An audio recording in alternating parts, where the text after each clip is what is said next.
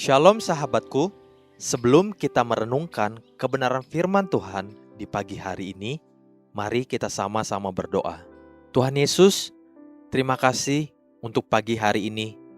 Terima kasih untuk nafas kehidupan yang Tuhan masih berikan untuk setiap kami. Pagi hari ini kami ingin belajar kebenaran firman-Mu. Biar firman-Mu yang menuntun langkah kami hari ini. Haleluya. Amin. Pagi hari ini kita akan merenungkan kebenaran firman-Nya dengan tema Gunung-gunung Rumah Tuhan. Mari kita buka Alkitab di dalam kitab Mika pasal keempat ayat pertama sampai kedua. Demikian firman Tuhan. Akan terjadi pada hari-hari yang terakhir, gunung rumah Tuhan akan berdiri tegak mengatasi gunung-gunung dan menjulang tinggi di atas bukit-bukit. Bangsa-bangsa akan berduyun-duyun ke sana, dan banyak suku bangsa akan pergi serta berkata, "Mari, kita naik ke gunung Tuhan, ke rumah Allah Yakub, supaya Ia mengajar kita tentang jalan-jalannya, dan supaya kita berjalan menempuhnya. Sebab dari Sion akan keluar pengajaran, dan firman Tuhan dari Yerusalem." Sejak awal pertama, Bait Allah atau rumah Tuhan seringkali disebutkan atau diumpamakan dengan gunung-gunung, satu dataran yang lebih tinggi dari dataran lain sekelilingnya.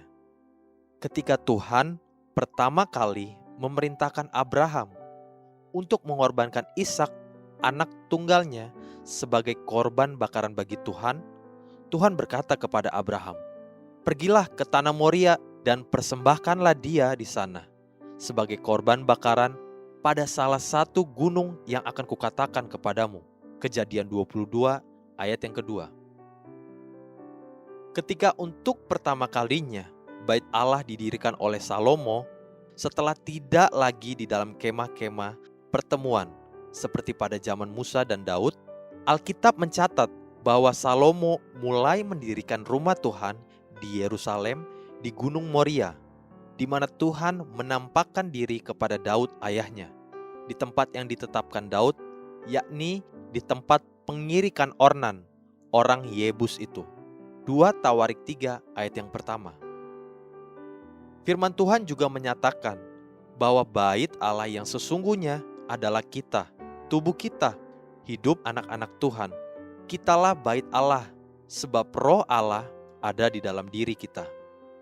Jika pada masa-masa sebelumnya Tuhan selalu menekankan akan betapa pentingnya bait Allah berada di atas puncak gunung-gunung, bukankah semuanya itu sebenarnya berbicara tentang hidup anak-anak Tuhan yang akan menjulang tinggi seperti gunung-gunung di antara dataran lainnya?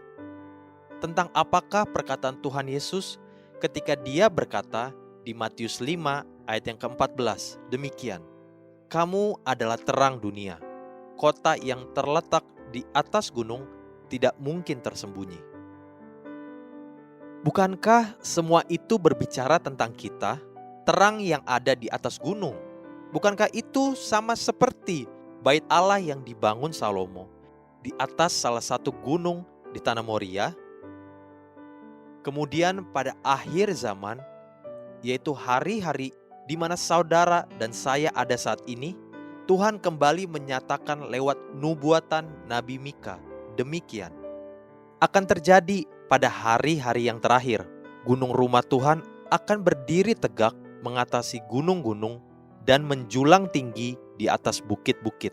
Bangsa-bangsa akan berduyun-duyun ke sana, dan banyak suku bangsa akan pergi serta berkata, "Mari, kita naik ke gunung Tuhan, ke rumah Allah Yakub, supaya Ia mengajar kita tentang jalan-jalannya, dan supaya kita berjalan menempuhnya.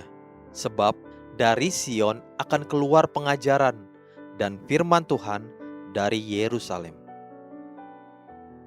Pertanyaan penting bagi masing-masing kita adalah, sudahkah saya menjadi bait Allah yang ada di atas gunung-gunung yang menjulang tinggi, yang memancarkan terangnya agar kota-kota di sekeliling kita tidak lagi tersembunyi? Bersiap-siaplah menjadi terang di atas gunung yang menjulang, sebab kepada kitalah ditunggu-tunggu jawaban atas bangsa-bangsa yang tersesat. Haleluya. Sahabatku, mari kita sama-sama berdoa. Terima kasih Bapa Surgawi, ajari aku untuk selalu hidup sesuai firman-Mu, agar aku bisa menjadi berkat bagi orang-orang di sekitarku.